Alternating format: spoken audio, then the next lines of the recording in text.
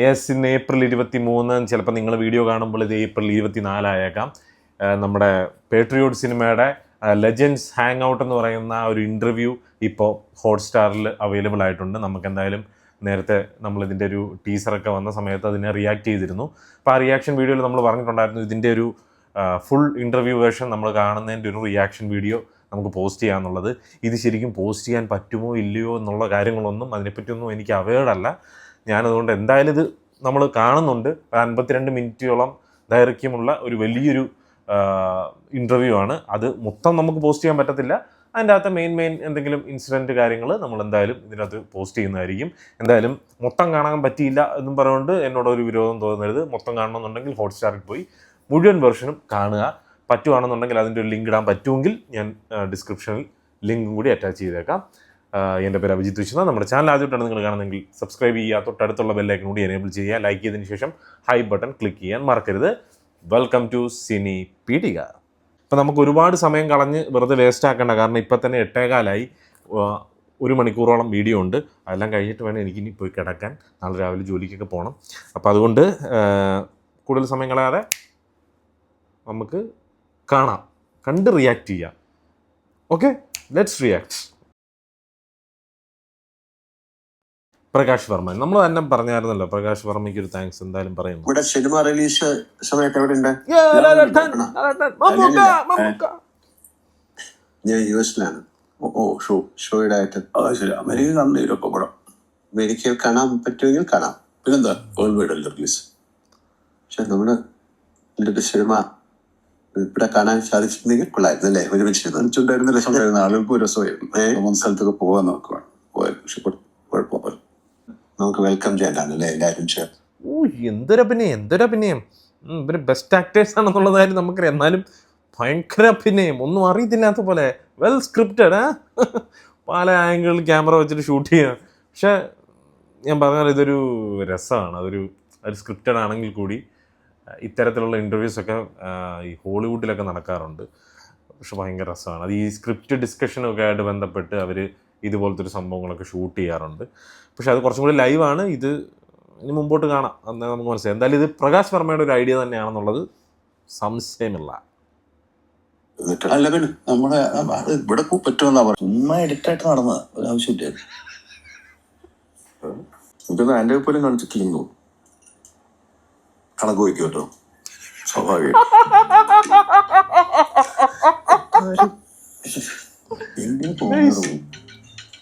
ഞാൻ കണ്ടായിരുന്നു അത്.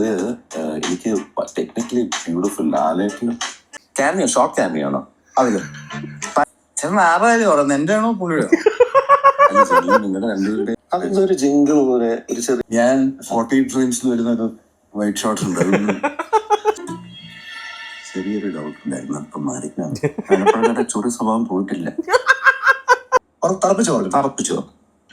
പക്ഷെ വളരെ സീരിയസ് ഭയങ്കര മോശമാകും. അങ്ങനെ വന്നില്ലെങ്കിൽ ഭയങ്കര മോശമാകും. കാരണം സോഷ്യൽ മീഡിയയിലുണ്ടോ എനിക്ക് തോന്നുകയും ചെയ്തു. വേറെ തോന്നിയാ എനിക്ക് തോന്നി. എഡിറ്റ് ചെയ്യാൻ ഒരു ഫോട്ടോ എടുത്തോട്ടെ. ഒരു ഫോട്ടോ എടുത്തോട്ടെ.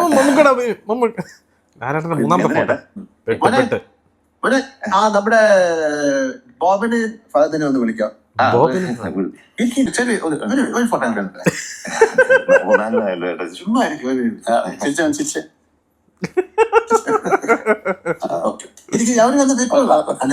UK, അസർബൈജാൻ, ദുബായ്, സിലോൺ, എനിക്ക് കൊച്ചി. ഒരു ഫോട്ടോ എടുത്തേ.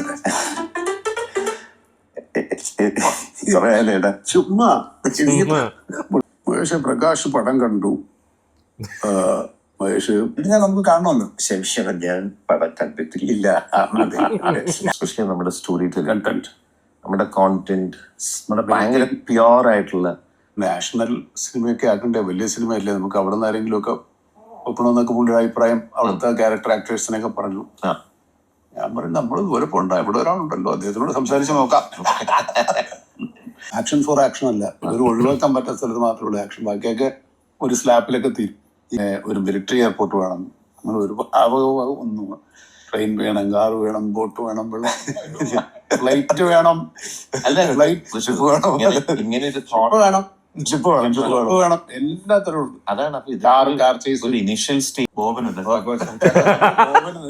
ഒറ്റ ഉത്തരവുണ്ട് സമയം റോള് കുറഞ്ഞു പോയാൽ മമ്മൂട്ടിയ മോഹൻലാലോ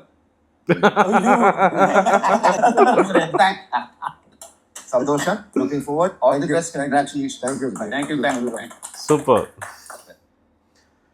യെസ് കണ്ടോ, അത് തന്നെയായിരുന്നു നമ്മൾ പറഞ്ഞു തന്നെ. Prakash Varma, directed by Prakash Varma. Well, അങ്ങനെ 52 മിനിറ്റിന് ദൈർഘ്യമുള്ള ലെജൻസ് ഹാങ് ഔട്ട് എന്ന് പറയുന്ന ഇൻ്റർവ്യൂ ചാറ്റ് ഷോ കണ്ടു കഴിഞ്ഞു.